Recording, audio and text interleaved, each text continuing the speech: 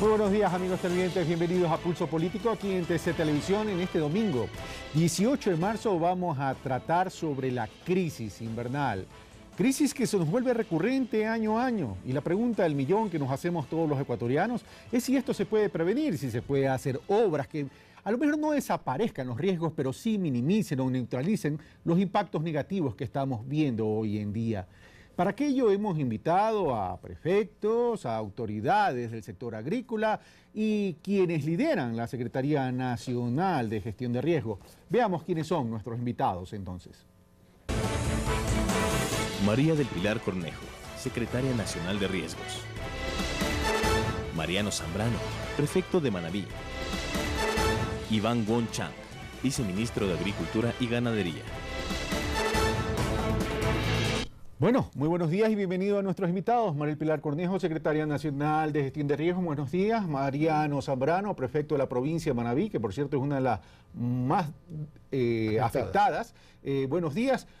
Iván Won, Viceministro de Agricultura y Ganadería, buenos días. Quien además van a ser los responsables, luego de que pase todo esto, de poder reactivar todas estas zonas afectadas, sobre todo en las zonas de cultivo. Los invito, amigos, a que veamos un primer reportaje que nos ha preparado Carlos Andrés Núñez, que nos va a servir como introducción para luego volver y entrar a desarrollar el tema. ¿Les parece? Ok, veamos entonces el primer reportaje. Debido al impacto causado por las fuertes lluvias de las últimas semanas en varias zonas del país, el pasado 8 de marzo el gobierno decidió decretar el estado de excepción en 5 provincias: Manabí, Guayas, Loja, Los Ríos y El Oro. Lo que hace el estado de excepción es permitirnos mucha más flexibilidad, ahí sí hacer reajustes presupuestarios drásticos, etcétera, que lo haremos en caso de que sea necesario, pero ya se está interviniendo, vamos a profundizar esa intervención y lo que hace el estado de excepción es permitirnos movilizar recursos de cualquier sector menos educación y salud. Ella ha ofrecido entregar a los gobiernos seccionales 15 millones de dólares a través del Ministerio de Finanzas para atender la emergencia, un 70% a las municipalidades y el 30% para los consejos provinciales. Ratificar ese compromiso que hemos tenido desde nuestros gremios con el Ministerio de Finanzas, de venir trabajando conjuntamente nuestros equipos técnicos a fin de que a través de este aporte podamos resolver estas necesidades que hoy apremian en los municipios.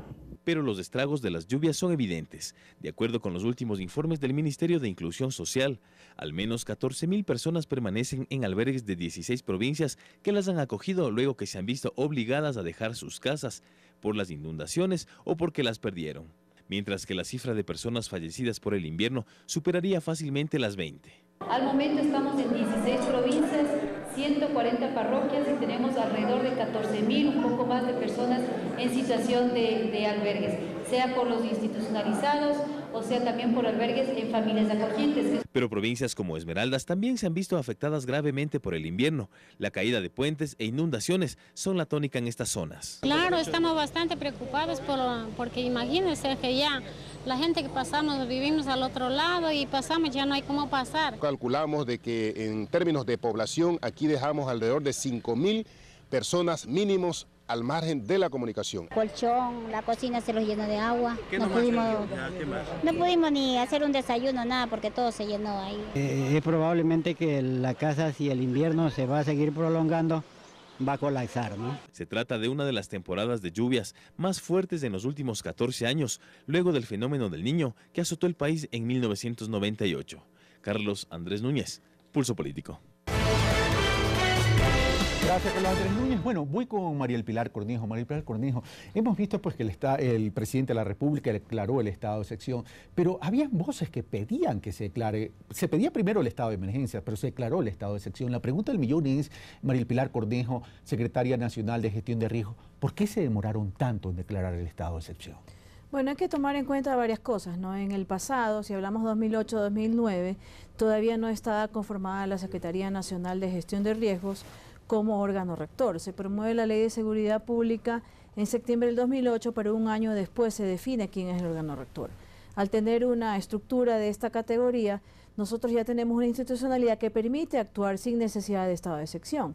Y el estado de excepción se determina porque la exposición de la población a la amenaza, en este caso la continuidad en las lluvias y posible incremento en las mismas, se iba a mantener de acuerdo con los pronósticos. Esto hace que se analice el escenario y sea necesario el estado de excepción. Ahora, el estado de excepción permite atender ágil, rápidamente a las zonas afectadas y va a permitir esta movilidad de recursos. Sin embargo, de aquello, el prefecto de la provincia del Guaya, el licenciado Jimmy Jairala, que por cierto también estuvo invitado el día de hoy, pero se excusó por problemas de agenda, él está insistiendo en que se dicte una normativa para establecer que las inversiones a realizarse puedan ser reembolsables y por otro lado está solicitando que se informe o que se determine quién califica la emergencia para poder cumplir con este estado de excepción. Mire, hay dos temas. Uno, cada una de las autoridades máximas de una institución puede actuar en situación de emergencia.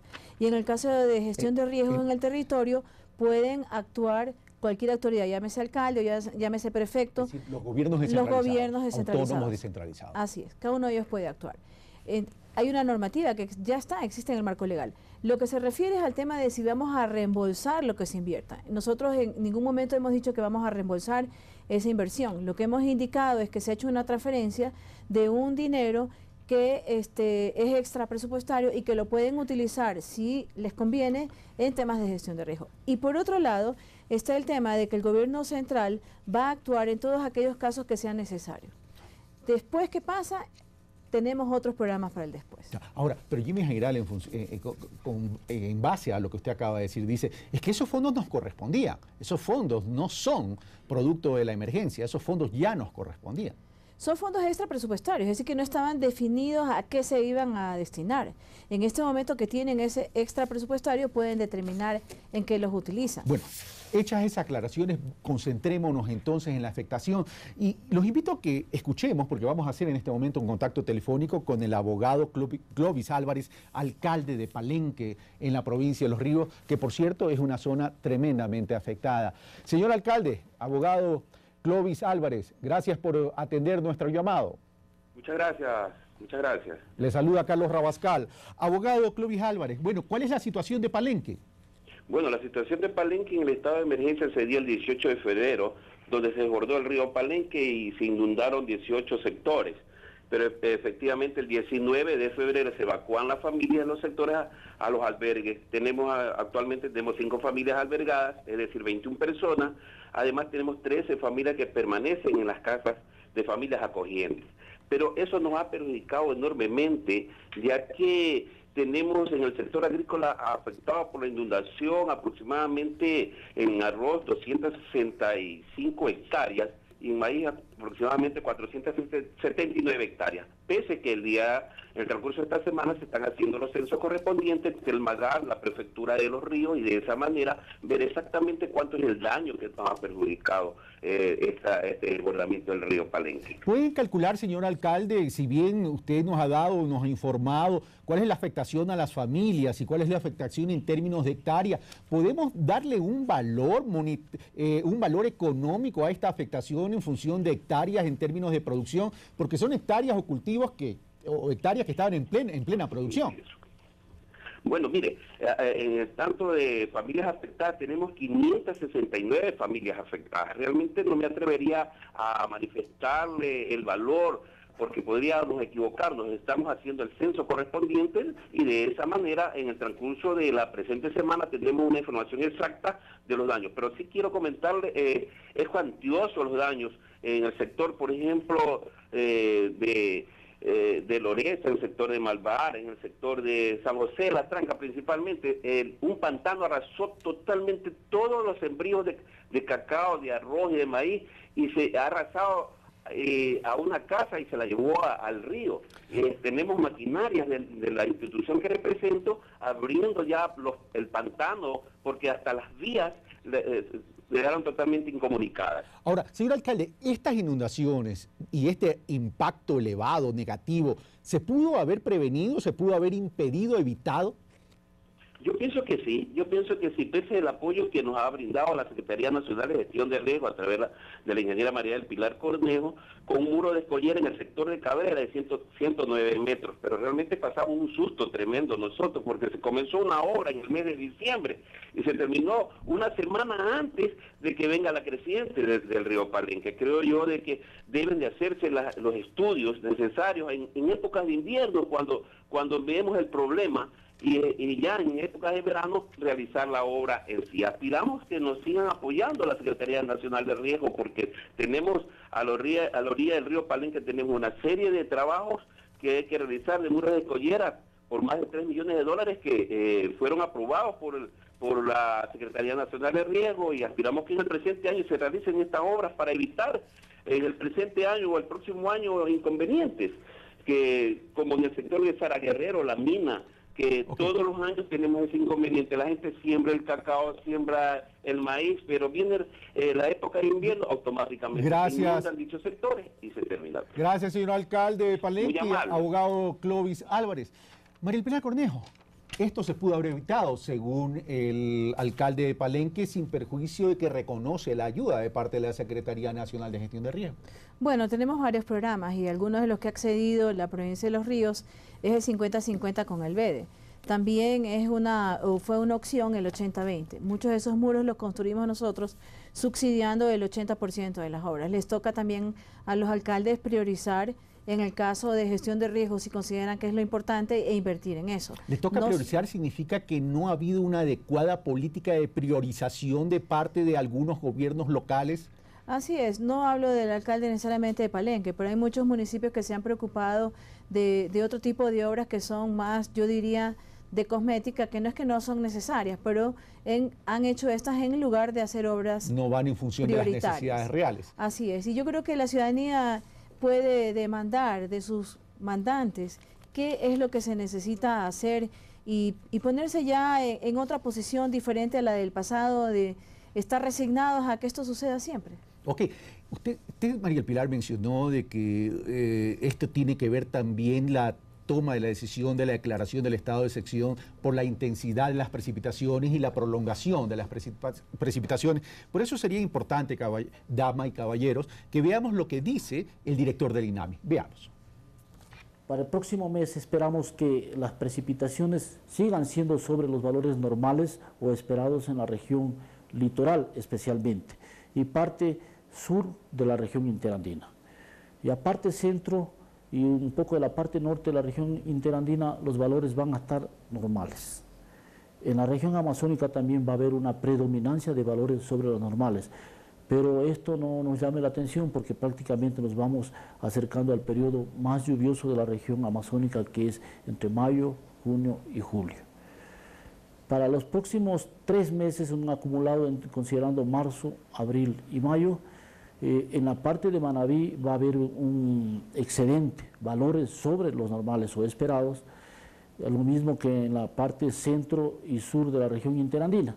El resto del país, prácticamente los valores que se van a registrar van a estar entre los valores normales o esperados. María Pilar Cornejo, para continuar con usted y luego después del corte regresar a ampliar esta conversación con nuestros otros invitados, el señor viceministro de Agricultura y Ganadería y el prefecto de la provincia del Manabí. Se va a extender hasta mayo, dice en algunas zonas, dice el director del INAMI. Sí, es posible, porque justamente los pronósticos que nosotros analizamos para la solicitud de declaratoria de estado de excepción al señor presidente fueron los pronósticos tanto del mes como los trimestrales. Entonces, por eso hablamos de si la amenaza se sostenía en el tiempo, la exposición de la población iba a ser mayor porque ya estaban vulnerables. Es decir, si está inundado y va a seguir lloviendo, esa condición no va a cambiar. Entonces, había que tomar otras medidas. Ahora, la estimación que ustedes están haciendo, si bien están haciendo el censo, la estimación que están haciendo en términos de afectación de hectáreas, de hectáreas productivas, ¿a cuánto ascendería? Bueno, esa estimación la tendremos después de que terminemos el censo, porque esa información del censo nos dice no solamente la información de agricultura y ganadería, sino que también nos va a dar otro tipo de información que puede ser el tema de la vivienda. El tema de la vivienda, el tema ambiental, el tema de salubridad y el tema de impacto en la economía también, que ya vamos a tratar en los otros bloques. Pero este impacto negativo de este invierno, señora Secretaria Nacional de Gestión de Riesgo, comparado con los del Niño de hace 14 años, ¿cómo estamos? Bueno, en cobertura son menores. El área de impacto es menor que la del Niño 98 o, por ejemplo, el invierno fuerte del 2008 y 2009. Ya. En esa época teníamos toda la costa totalmente bajo agua. Ok, vamos donde el prefecto de Manabí antes de cerrar este corte, este primer bloque. Dice el director del INAMI que Manabí va a ser una de las zonas más afectadas, incluso pudiéndose extender a mayo. ¿Cuál es la evaluación que hace la provincia de Manabí, señor prefecto? Sin perjuicio que en el segundo bloque vamos a hablar del tema Manabí. Yo quiero agradecerle la oportunidad. Creo que más bien nos ha asustado la intervención del señor director del INAMI, porque voy a hablar en términos campesinos. Los cerros nuestros se están derritiendo por el exceso de agua. Recordemos que este invierno fue permanente al principio, pero no muy fuerte. Entonces esa agua va entrando porque nuestras tierras están erosionadas. Y acumuladas. Sí, exactamente. Entonces en estos momentos hemos tenido, para mí, mayores afectaciones que en la parte rural que en los niños del 83 y del 98. Lo que se nota menos es porque el gobierno nacional en Manabí ha hecho una gran infraestructura vial. Entonces las afectaciones, si bien es cierto, hay en ciertas vías, pero las vías no se han interrumpido, sino por poquísimas horas. Pero en cambio en la zona agrícola, sí, todos los cerros están deslizándose, ¿no? Ahora, y permítame, señor prefecto, ir ahora donde el señor viceministro de Agricultura y Ganadería, que en un momento lo nombré vicecanciller. Señor viceministro Iván Wong, el tema agrícola está tremendamente afectado y el país es un país por excelencia agrícola, pero hay algo que a mí me llama la atención. En esto está funcionando el seguro agrícola, señor viceministro, porque de año a año tenemos estas afectaciones, de año a año se habla del seguro agrícola, pero el seguro agrícola, si bien existe incipientemente o ya tiene una gran cobertura. Bueno, el seguro agrícola es un gran mecanismo, o sea, es un mecanismo para transferir riesgos y es de mucho provecho para aquellos agricultores que lo han adquirido. Desafortunadamente, la penetración del seguro es todavía, digamos, está creciendo, no es masivo, porque no existe la cultura. Nuestros agricultores, si bien es cierto, empiezan a conocer el mecanismo y este año aquellos que están recibiendo las indemnizaciones versus aquellos que están todavía con incertidumbre de qué va a pasar, están cayendo en cuenta de que el tener un seguro es algo provechoso. Pero eso significaría entonces que el seguro agrícola no está atado al crédito del Banco Nacional de Fomento o de la Corporación Nacional, de la Corporación Financiera Nacional. No, el mecanismo del seguro está atado al financiamiento. Lo que tenemos que analizar, y es parte de la información que vamos a diagnosticar con la información del censo, es que hay muchos agricultores en el sector rural que tienen otros mecanismos de financiamiento y no necesariamente son formales. Al no ser formales, no acceden directamente a estos mecanismos de prevención. Gracias, señor viceministro. Bueno, vamos a hacer una primera pausa y regresamos de inmediato. Venimos de inmediato, amigos televidentes.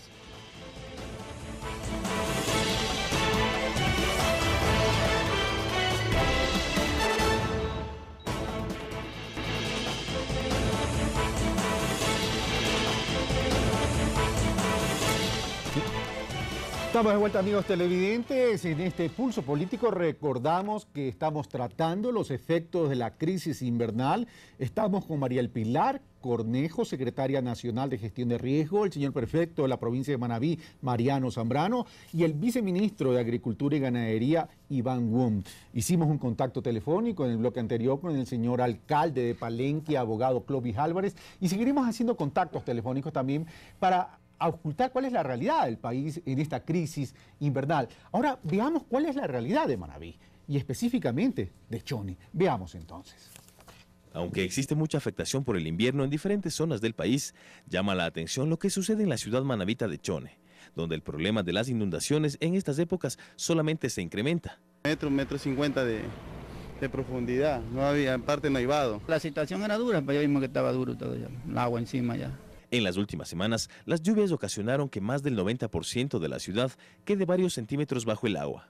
Imágenes como estas son muy comunes aquí. Desde que empezó la temporada invernal, enseguida nos empezamos a inundar y como ustedes podrán ver, pues todo nuestro sector está lleno de agua, todos los alrededores de Chone, ¿no? Estamos cogiendo agua de lluvia, cuando llueve es que hay agua y cuando no tenemos agua porque el agua potable no hay ahorita. El gobierno atribuye esto a la falta de voluntad de sectores políticos de oposición que han impedido la ejecución de obras. Este problema, que ya tiene varias décadas, según algunos, podría ser superado con obras como el proyecto multipropósito Chone, que beneficiaría a unas 170.000 personas de esta zona. Los proyectos como el multipropósito Chone, un proyecto que a pesar de la importancia que tiene, hace más de 31 años está programado, ustedes ven la prensa de hace 31 años, y este proyecto ya es una aspiración para Chone, y ha tenido una serie de opositores a este proyecto, opositores no técnicos, sino opositores políticos. Y esto es un llamado de atención. La Secretaría Nacional del Agua tiene en su programación ejecutar 5 proyectos de control de inundaciones. Se cree que en Chone cada año las pérdidas económicas a causa de las lluvias ascienden a unos 14 millones de dólares. Usted sabe que estas aguas traen bastante enfermedades, yo también he estado bien enfermo. Y son justamente los problemas de salud ocasionados por el estancamiento de agua los que pasan también la factura a los ciudadanos, quienes abarrotan los hospitales sufriendo diferentes enfermedades y quebrantos en su salud. Carlos Andrés Núñez, Pulso Político. Gracias, Carlos Andrés Núñez. Señor prefecto de la provincia del Manabí, Mariano Zambrano, el 90% del Cantón Chone, y así lo dice el reportaje y también lo atestigua a diario El Telégrafo, el 90% del Cantón Chone soporta severa inundación. Carlos Andrés Núñez nos menciona una cifra, casi 14 millones de dólares, pero por otro lado, hace 31 años que se pudo haber construido una obra que pudo a lo mejor no eliminar este riesgo, pero sí evidentemente neutralizar y minimizar estos riesgos. Ahí es cuando uno se pone a pensar y reflexionar y dice, ¿qué tanto es más importante el bien colectivo que el interés particular? Y me refiero fundamentalmente al proyecto multipropósito de embalse Chone. Señor Carrascal. Rabascal. Es increíble cómo hace 31 años nosotros venimos luchando por que se haga esto. El año 86 se hicieron los estudios y nosotros, yo, de prefecto, los actualizamos, los entregamos al señor presidente de la República y él, consciente y vendémoslo con la provincia, contrató la fase 1, que es la presa y los canales. Pero nos opusimos cuando todos gritábamos por esta obra. Yo creo de que las cosas están dadas. Nosotros en este año tenemos, señora ministra, y estoy consciente que el señor ministro del Agua lo va a hacer, acelerar en el asunto de los canales y en la presa, pero tenemos que prever los problemas. Habría que hacer los muros de contención en todo el río y del lado del canal. En principio, Chone no se inundó el centro porque justamente tenía los muros. Ahora con las crecidas permanentes, entonces ya se inundó todo Chone. Pero yo creo que hay que hacer mínimo esas dos cosas en este año. Pero yo también quisiera... ¿La inundación de Chone proviene básicamente por la crecida del río Grande y el río Mosquito? Y el Garrapata. Son 3 ríos que hay. Sino que la presa está exclusivamente en el Río Grande. Entonces también tenemos que hacer obra de protección para el paso de un solo río que son afluentes de 2. Y la afectación aquí viene en las zonas agrícolas y en las zonas ganaderas. Sí, mire, yo estoy muy preocupado porque Chone es muy afectado, pero la zona de influencia, Tosagua, Canuto, Calceta, La Estancilla, Bachillero, y otras partes como Puerto Viejo, Santana, Rocafuerte y Charapotó, también son zonas muy afectadas que nosotros tendríamos que ver cómo podemos, una vez que se esté haciendo este censo que lo está haciendo el Ministerio de Agricultura y el Gobierno, que lo veo muy bien, se haga o se consiga que a las personas que no tienen crédito agrícola, que no han tenido seguro, se le dé forma de financiamiento, un capital a través del Banco de Fomento, facilidades, pero más que todo, apoyarlo porque la gente queda sin absolutamente nada. En el campo, en esa zona, sembramos para poder subsistir en el verano. Vamos a hablar sobre ese tema en el último bloque. Pero, María Pilar Cornejo, el proyecto está en el Río Grande, pero ¿qué pasa con el río Garrapata y el Mosquito? Que por cierto en Manabí hay un especial énfasis de poner nombres raros. ¿Qué va a pasar con esos ríos? Bueno, es que hay que tomar en cuenta varias cosas, ¿no? Porque las soluciones que necesitamos son estructurales y de largo plazo. Cuando uno analiza toda la problemática de Chone, tiene que irse un poco más allá y ver los humedales. ¿Qué humedales tenían y qué humedales han sido invadidos? Algunos han sido secados para ser convertidos en zonas de cultivo, y estos humedales son las esponjas que ha tenido la naturaleza para absorber los excesos de agua. Pongo un ejemplo que yo conozco un poco mejor, que es el de Abras de Mantequilla en la zona de Vinces. La diferencia en el nivel de agua entre el verano y invierno es 6 metros. Eso significa que ese humedal es capaz de absorber un volumen de agua muy grande. Lo mismo pasaba en la Segua, pero hemos ocupado la Segua también indiscriminadamente. Soluciones ahora que ya esto está hecho. El problema de ciudades como Chone no solamente es el tener muros en los canales, es que los drenajes se respeten, que las ordenanzas se respeten. Tenemos conocimiento de por ejemplo, un cementerio que ha tapado una zona de drenaje. Y son cosas que no se toman en cuenta. Entonces también es necesario que los alcaldes pongan orden en su territorio. Y la otra, que va relacionada un poco y que hemos hablado con el señor prefecto, de cómo reactivar la economía de estas personas que no tienen ningún seguro, ningún tipo de crédito, es la reforestación, porque gran parte del problema en Manabí es la pérdida de los árboles. Estos pulmones. Estos pulmones que retienen el sedimento tanto en la época seca como en la época de lluvias. Ahora, Iván, ¿esto no nos refleja una falta de planificación en las distintas localidades? Porque, por ejemplo, esto hace 31 años, este embalse hubiera podido ayudar. Y este embalse hubiera sido necesario no solamente para regular los excedentes de agua, sino que hubieran servido para luego de la crisis. Bueno, más allá de una falta de planificación, yo creo que lo que obliga a una situación como esta es a replantear cómo se debe planificar. No solo dónde se van a ubicar las áreas productivas, sino las agendas productivas de cada provincia. Creo que es una gran oportunidad de que el trabajo que se está haciendo ahora en conjunto con las diferentes entidades para atender una emergencia sea el momento para atender la planificación. Ahora, Iván, un momentito, ya tenemos en la línea a Danilo Mora, alcalde de Zaruma. Le rogamos al señor alcalde de Zaruma que nos espere un momento mientras terminamos el diálogo con el señor viceministro de Agricultura.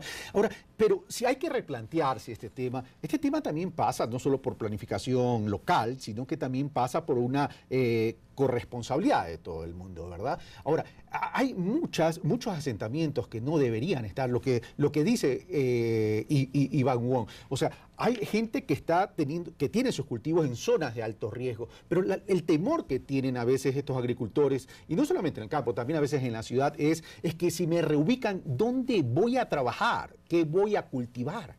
Sí, efectivamente, eso es uno de los puntos críticos también, ¿no? Hay muchas de las áreas afectadas que son zonas o muy bajas o que están prácticamente a donde hay más riesgos. Eso es una realidad, creo, que vamos a poder reiterarla con la evaluación o con los resultados del censo. Sin embargo, no va más allá, digamos, del sentimiento individual de cada agricultor, de qué voy a hacer. Es una necesidad de ver más allá de lo inmediato. Es una planificación y alineamiento de algunos factores, porque los factores de producción no solo es el cultivo y no solo es el agricultor. Hemos visto el comentario del agua, y agua en dos sentidos. Uno, prevención de inundaciones, y luego también la parte de atención de sequía, claro, la parte de riego, ¿no? Que en Manabí es tremendamente y en el caso de Manabí, el proyecto multipropósito Chone atiende los dos aspectos, ¿no? Okay. ¿Tiene algo que opinar al respecto? Primero voy con el prefecto y después voy con María Pilar, y ahí donde el alcalde de Zaruma. Cuando usted habló de cómo se va a recuperar, tuvimos una reunión con la señora ministra y el señor ministro del Agua sobre una carretera que se llama Quiroga-Membrillo. Hay 13 kilómetros que, en ese rato que me dijo la señora ministra que la iba a clausurar, yo me sorprendí, pero porque no sabía la magnitud del problema. pero una vez que hice un sobrevuelo, los mismos habitantes de la zona, en esos 2 kilómetros, dicen que no se puede rehabilitar, porque no se pueden tocar ahora los cerros. Entonces yo le dije a la señora ministra, al señor subsecretario del Agua, y ahora le traslado a usted, que tenemos que hacer ahí un trabajo serio, planificado para recuperar toda la zona, porque el problema ha sido la deforestación. Afortunadamente nosotros, creo que es la única provincia que tiene bastante experiencia en esta administración nuestra, nosotros hemos sembrado 65.000 hectáreas, 20.000 con el plan proforestal, el resto pero ojalá que esto que estamos hablando el día de hoy no sea producto de la crisis, porque el problema es que cuando suceden las cosas tratamos el tema y no establecemos políticas y estrategias por convicción y no hacemos el seguimiento. No digo que este sea el caso, me refiero como tema cultural del país. Yo creo que esta experiencia debe a nosotros obligarnos a que la reforestación sea política de Estado, especialmente en Manabí, porque todos los cerros en este rato están deslizándose. Como dijo usted, utilizó la palabra campesina, se están derritiendo. Se están derritiendo. Vamos donde María Pilar Cornejo y después vamos donde el alcalde de Saruma. Sí, un comentario. El día jueves me reuní con el alcalde de Salite, con Francisco León, y le decía, pero ¿por qué si ustedes saben que puede haber inviernos en que se lleve todas las cosechas, por qué siguen sembrando? ¿Por qué no hacemos un cambio de actividad y sembramos arroz en verano y le damos un valor agregado a esa producción en invierno? Y se quedó pensando, esta es una temática que tenemos que en realidad analizar a fondo. Pero eso me lleva a la siguiente pregunta. Los gobiernos locales o provinciales, a excepción de las grandes, Pichincha, Guayas, Azuay y Manabí, ¿están preparados? No, pero nosotros hemos planteado en algunos momentos programas. Por ejemplo, después del déficit hídrico en el 2009 en Manabí les dijimos que podíamos financiar albarradas. No tuve ni una solicitud. Hasta el día de hoy he tenido ni una. Ok, vamos ahora a la provincia del Oro, donde a través del contacto telefónico tenemos ya al señor alcalde de Saruma, a don Danilo Mora. Gracias por la gentil espera, don Danilo, alcalde de Saruma. Cuéntenos, ¿cuál es la afectación allá en Saruma y en la provincia del Oro? Muchísimas gracias, un saludo muy cordial a todos quienes hacen TC Televisión y a todos sus televidentes. Efectivamente, está siendo golpeada bastante fuerte lo que es la parte alta de la provincia del Oro, específicamente los cantones de Saruma, Piñas, Balsas, Marcabelí y Atahualpa. En el ingreso de Saruma tenemos algunas novedades de que la vía, la mesa, está a punto de colapsar alrededor de unos 400 metros, estamos a punto de quedarnos incomunicados. En la vía al sector oriental, que son algunas parroquias, como tenemos Cinsado y Salvias, también la mesa está cediendo y estamos a punto también de colapsar en ese sector. Y en el sector occidental, que también hay un grupo de parroquias como son Malva, Muluncay y Arcapamba, la mesa y hay un movimiento de masas que también está a punto de colapsar la vía. Y más aún que en la parte superior queda un pabellón de la Universidad Nacional de Loja que también está a punto de colapsar. En estructura educativa estamos con algunos problemas, escuelas con deslizamientos de tierras, pabellones de aulas que están también a punto de irse. En el colegio 26 de noviembre tenemos un muro de contención que está a punto de caer arriba de un pabellón del mismo colegio. En la escuela Reinaldo Espinosa tenemos un problema similar. En el colegio nocturno Miguel Sánchez Astudillo también el mismo problema. El año pasado la Secretaría de Gestión de Riesgos a la cabeza de María Pilar Cornejo nos ayudó a mitigar los problemas en el Cerro del Calvario. Yo creo que el Cantón Saruma fue uno de los grandes beneficiados en este tema, habida cuenta de que habíamos venido gestionando durante algún tiempo atrás el que nos ayuden y nos colaboren en el Cerro Calvario, porque estaban ahí implicadas más o menos unas 1.750 personas y unas 950 casas. La Secretaría de Riesgos nos apoyó, nos ayudó casi con $5.100.000 no reembolsables, por lo cual siempre lo he hecho público el agradecimiento. Pero lamentablemente las circunstancias que se están dando en la parte alta de la provincia del Oro están adversas para nosotros, sabiendo que somos municipios pequeños y que realmente lo que más nos falta son los recursos. Le pregunto, señor alcalde, le pregunto lo mismo que le pregunté a un colega suyo, a Globis Álvarez, alcalde de Palenque. ¿Esto se pudo haber evitado? Porque el diagnóstico es dramático y los efectos también son dramáticos, pero el tema es, la ayuda está viniendo, por un lado, está llegando a tiempo y por otro lado, ¿se pudo haber evitado con un trabajo planificado, estratégico de prevención? Bueno, no creo, porque las lluvias acá se han agudizado, creo que hemos incrementado 20 veces más de lo que normalmente llueve en el sector. ha sido bastante drástico. Lo que nosotros como municipio hemos podido durante todo el año trabajar en limpieza de cunetas, etcétera, de tal manera que como municipalidad, a la medida de las posibilidades, hemos venido trabajando. Más aún que también la municipalidad en su plan de desarrollo tiene bien asentada la situación crítica de sectores de riesgos que existen en el sector de Zaruma, donde no se permite ningún tipo de construcciones. Es decir, que como municipalidad hemos tomado cartas en el asunto, pero lamentablemente se ha agudizado, como le dije, extremadamente el invierno acá en la zona, lo que ha dado esas consecuencias negativas. Si bien es cierto, no han habido esos problemas anteriormente, pero lamentablemente con la crudeza del invierno es lo que hemos tenido estos inconvenientes, ¿no? Gracias, señor alcalde. Hemos estado a través del contacto telefónico con el señor alcalde de Zaruma, Danilo Mora. Volvemos a María Pilar Cornejo. Bueno, las consecuencias son tremendas. Ahora, esto es en todo, básicamente en el litoral, pero ¿qué pasa? Hemos hablado de Manaví, hemos hablado de los ríos, hemos hablado del Oro. ¿Qué pasa con, bueno, ya vamos a hablar de Loja, pero primero quiero en la costa, ¿qué pasa con Esmeralda, señora secretaria?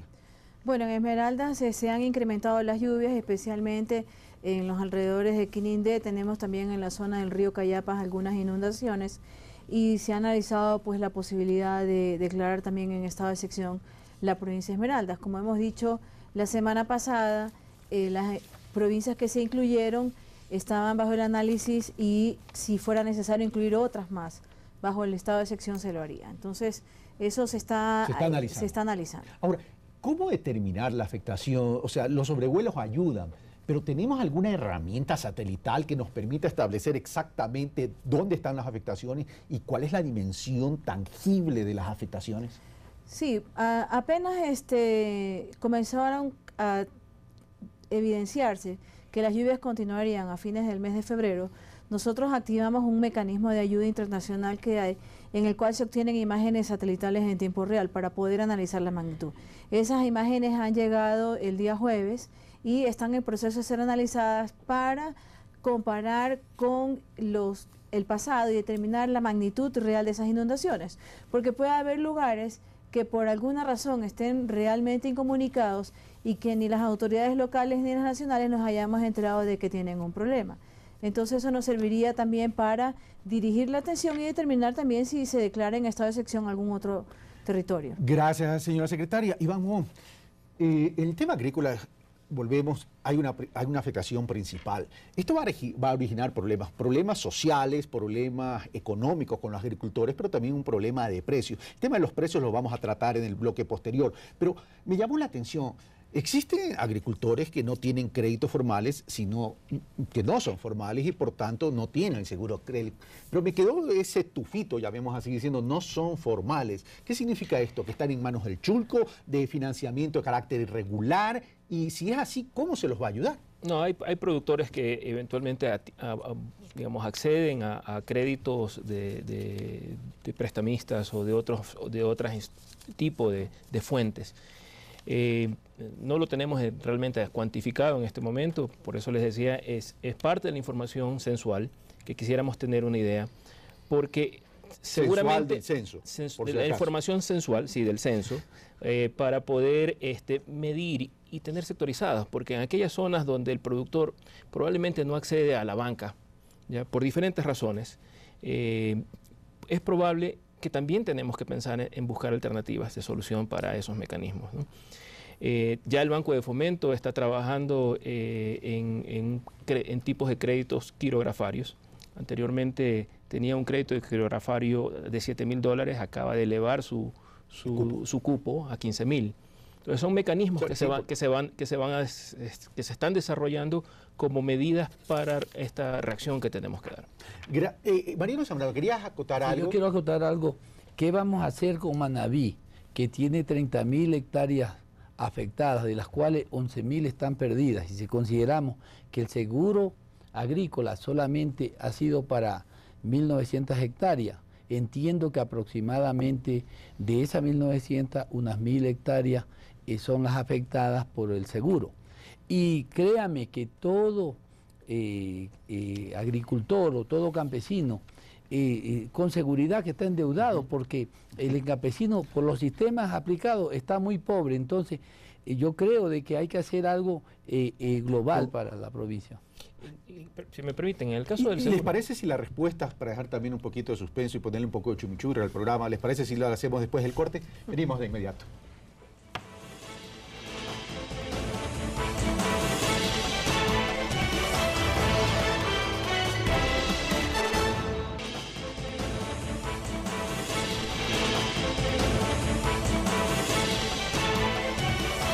Estamos de vuelta, amigos televidentes, y bueno, vamos a plantearle lo que nos dejó boteando el señor prefecto de la provincia de Manabí. ¿Qué vamos a hacer con Manabí? Yo le replanteo también la pregunta, aunque yo sé que el prefecto quiere saber de forma específica en Manabí. Voy a Iván Wong. ¿Qué vamos a hacer con Manabí y con el Ecuador?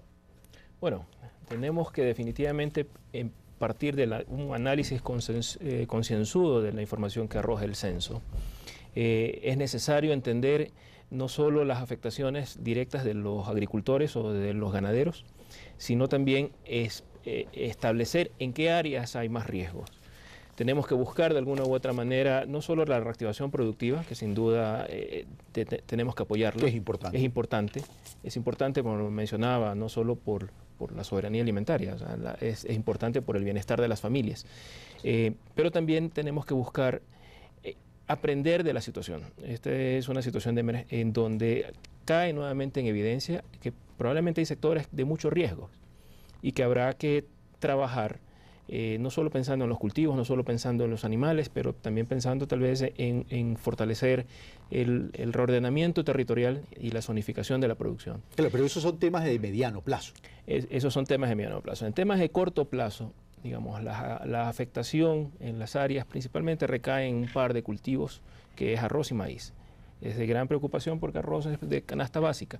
Sin embargo, preveyendo lo que pudiera pasar en temas de precios, el gobierno mantiene una reserva estratégica de arroz, que es la que podría ayudar a regular precios y obviamente a poner en disponibilidad el producto en caso de que haya alguna... Bueno, aquí me surgen otras inquietudes, señor viceministro. ¿Va a haber escasez? Prevemos que no. Confiamos en que no haya.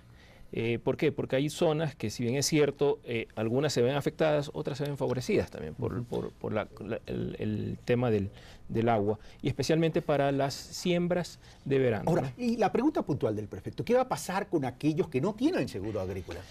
Bueno, es importantísimo aprovechar, ahora realmente hemos estado difundiendo el seguro, indistintamente de que los productores financien sus cosechas con recursos propios o recursos de fuentes que no son la banca o con créditos de la banca. En este momento el seguro está vinculado al crédito de los bancos, ¿ya? Y de las cooperativas, es decir, está de alguna u otra manera en el sistema de las bancas del Banco Nacional de Fomento, del Banco de Loja, también es otra de las instituciones financieras que se ha sumado, y todas las cooperativas que están dentro del esquema de economía popular y solidaria. Ahora, ¿pero qué porcentaje representan aquellos agricultores que cuentan con el seguro en términos de los agricultores o de este universo de agricultores afectados, sin perjuicio que sé que todavía no está listo el censo? Sí, desafortunadamente no es masivo. Y otra cosa que tenemos que considerar, aquellas pólizas que en este momento se están indemnizando son pólizas contratadas cuando se empezaron las siembras.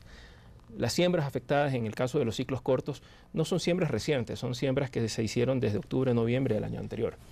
Entonces creo yo que aquí el aprendizaje y el mensaje a todos los agricultores es que pensemos que para las cosechas de verano adquieran el seguro. Okay. Tienen que adquirir el mecanismo que ayuda a transferir riesgos, especialmente en aquellas zonas que eventualmente sabemos que pueden estar. Señor prefecto, ¿usted quería acotar algo para irnos de nuevo a otro reportaje y regresar? Es que aquí nos vamos a encontrar con un dilema muy grande, que Manabí es minifundista. Manabí tiene un promedio de 3 hectáreas, 5 hectáreas por persona, no tiene más. Entonces, no todo el mundo puede obtener el seguro agrícola. Y por otra parte, todo el mundo que ha perdido, si bien es cierto, hay productos en otros lados, pero ¿cómo lo van a adquirir ellos? O sea, su economía está totalmente debilitada. En el caso del seguro agrícola que promueve el Estado, es un mecanismo casualmente enfocado a pequeños y medianos productores. Y es un mecanismo que está subvencionado en el 60% del costo, del valor de la prima neta por el Estado. Ya, pero este tema tendría que ver es porque se tome conciencia que el agricultor pequeño y mediano deba tomar el seguro. El problema es que ya no lo tomaron. Así es. Desafortunadamente para gran parte de las zonas afectadas actualmente, o sea, debería ser un motivante. No considerar al seguro o a la prevención como un gasto extra. Hay que considerar a la prevención como una inversión. Esto es como los seguros médicos, o sea, uno piensa que uno está exento de todos los males. No, hay que tener un grado importante de atención a prevenir. Ahora, voy a María Pilar Cornejo otra vez. María Pilar Cornejo, hemos hablado de la costa, hemos hablado del litoral, pero ¿qué pasa con la sierra?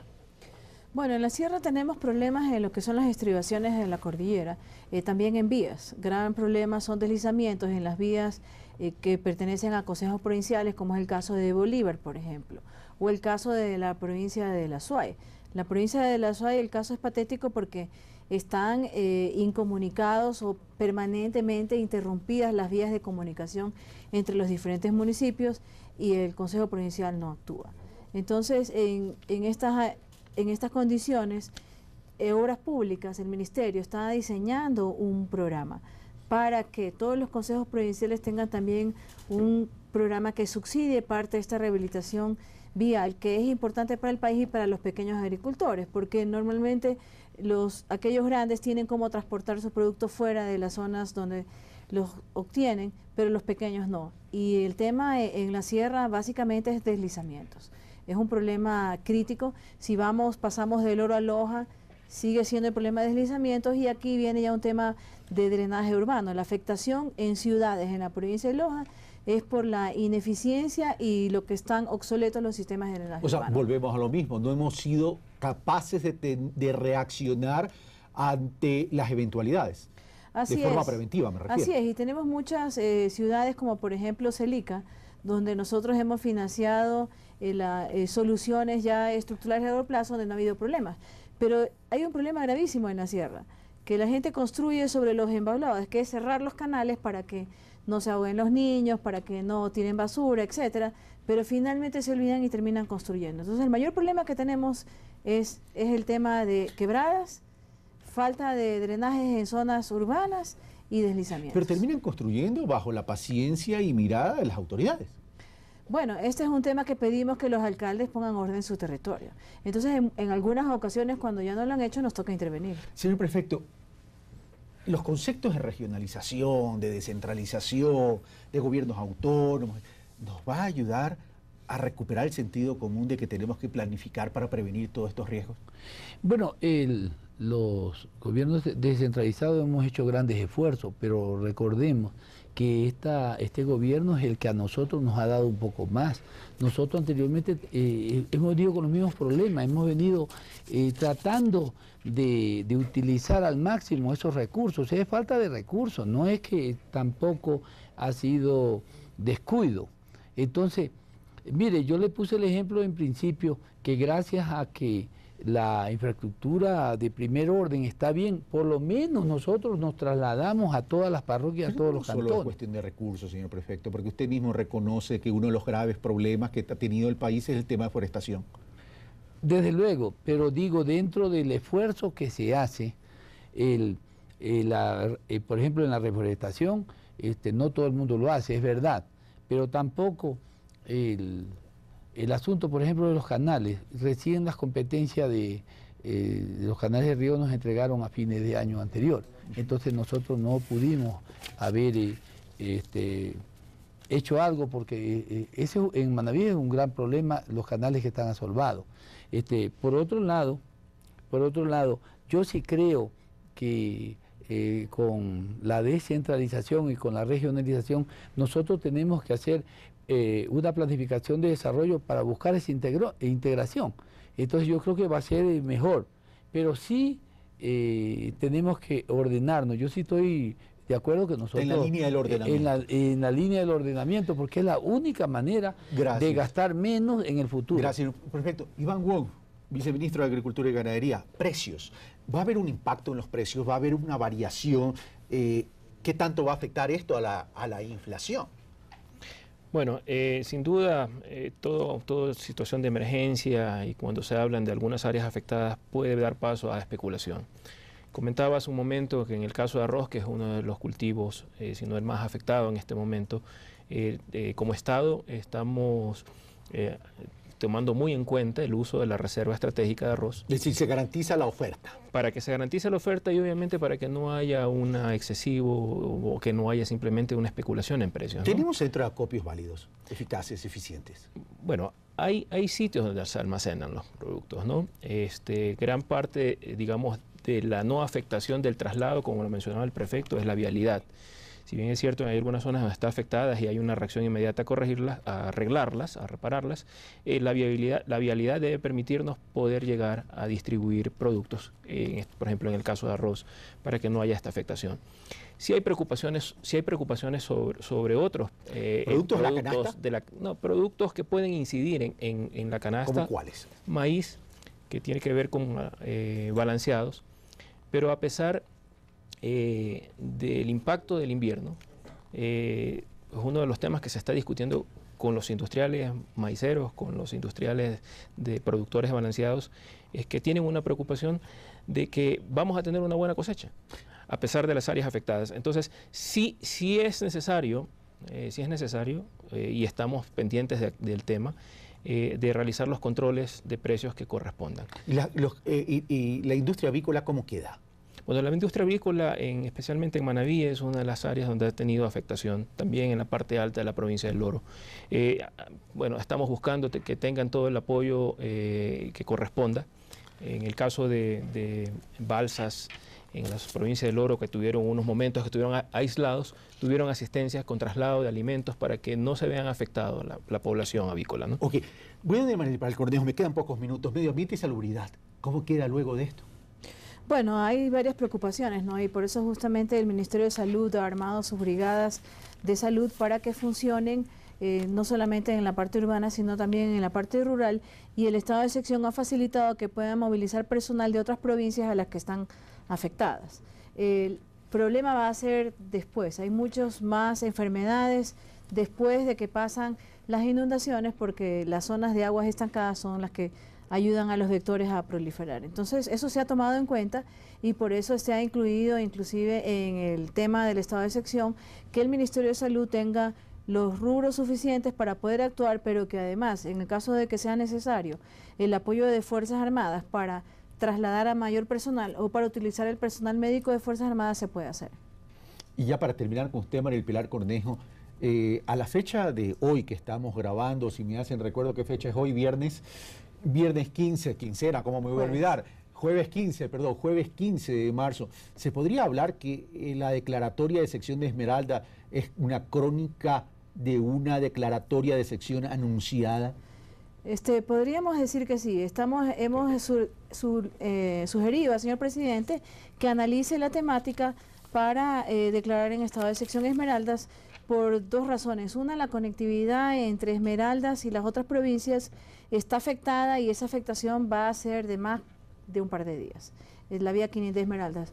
Y el otro tema es porque en las zonas donde está lloviendo más fuerte, el suelo es arena. Entonces recuerden de niños jugar en la arena, uno hace un hueco en la playa y viene el agua y se desbarata todo. Eso es lo que está pasando en Quirino. Ok, señor prefecto. Sí, yo sí quisiera que ese compromiso que siempre lo ha tenido, yo estoy muy reconocido de la señora María Pilar, porque sí nos ayudó en el año 2008 y ahora cuando habló conmigo me dijo que se iba a aplicar el mismo sistema. Pero en esta ocasión le pregunto, yo tengo por lo menos 500 kilómetros afectados, que sí va a tener que el gobierno nacional hacer un poco más de sacrificio, de ayudarnos. Ya no un 50-50, sino un 50-80. Yo creo que problemas parecidos tienen otras provincias. Porque nosotros dependemos de la agricultura y si esas carreteras van a estar afectadas, van a estar interrumpidas, ¿cómo nosotros reactivamos nuestra economía? Bueno, respondo. Estamos justamente trabajando en un programa que tenga un subsidio mayor, que el que tenemos en fase preventiva, digamos así, porque esta va a ser una fase de mitigación y de remediación. Nosotros ya estamos buscando, inclusive con finanzas, los mecanismos para poder activar esto. Lo que es importante es que se identifique el problema ahora y de una vez se trabaje en cuáles son las soluciones y se costeen, para que los presupuestos, en el momento en que esté listo el programa y que las lluvias nos dejen trabajar, podamos entrar inmediatamente. Gracias, su conclusión, Iván Goni, y terminamos. Bueno, sin duda, pues la información que recabemos del censo va a ser valiosa para cuantificar no solo las pérdidas, sino también para establecer qué medidas y qué tipo de asistencia tenemos que darle a cada sector productivo en las diferentes provincias afectadas. Conmino realmente a todos los agricultores a que provean la información, a que nos ayuden de manera más ágil en el proceso para poder hacer los diagnósticos que obviamente los vamos a hacer en conjunto con los gobiernos locales. Iván Hugo, viceministro de Agricultura y Ganadería, muchas gracias. Señor prefecto de la provincia de Manabí, Mariano Zambrano, muchas gracias. Okay. Y señora secretaria nacional de Gestión de Riesgo, María Pilar Cornejo, muchas gracias. Como también muchas gracias a los alcaldes quienes nos acompañaron vía contacto telefónico. Y por cierto, muchas gracias a ustedes, nuestros televidentes y la ciudadanía que siempre sintoniza Pulso Político, preocupado de temas estructurales, no solo coyunturales, que tiene el país. Y digo estructurales porque la crisis invernal es recurrente. La coyuntura es el momento. Lo que tenemos que hacer es cambiar esa realidad. Un fuerte abrazo, los espero el próximo día domingo. Gracias.